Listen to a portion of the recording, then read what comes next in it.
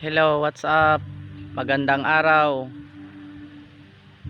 Nandito ako ngayon sa gilid ng sinasakang palayan. Kawawa yung area dito kasi wala pang tubig. Matitigas na yung mga lupa. Ito, tingnan nyo. Yan. Ang lawak ng basakan, sinasaka. Kawawa masyado, walang tubig. Tuyo na yung lupa. Kawawa yung mga magsasaka na hindi pa sila makaumpisa kasi wala pang pumapasok na tubig. Yan o, kalapad-lapad ang lawak. Sobra 30 hectares. Yan, tingnan nyo guys, kawawa yung magsasaka. Ang lapad ng lugar na wala pang tubig pero narotor na ito. Nako, kawawa ang magsasaka. Pagdating na naman ng anihan, nako, mura lang ang kilo na naman ng palay. Kawawa talaga yung magsasaka. Yung iba inutang pa nila yung nila, abono.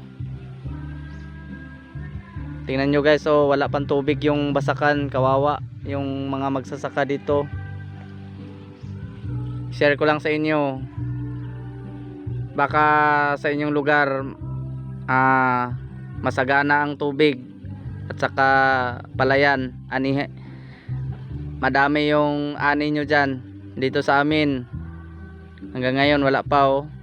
Inumpisa na nagrutor pero kawawa yung magsasaka, wala pang tubig na pumapasok.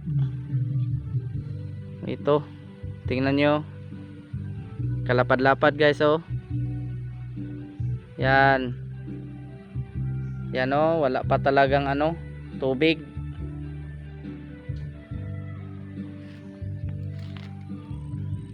Ito guys, meron akong pakita sa inyo bahay.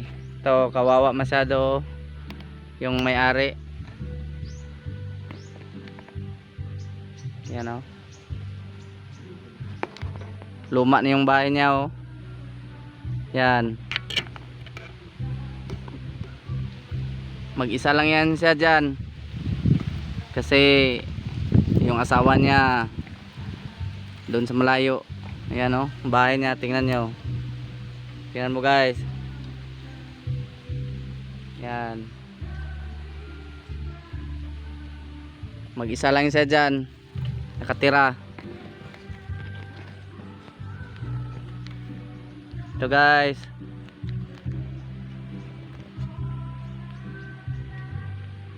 hanggang dito na lang.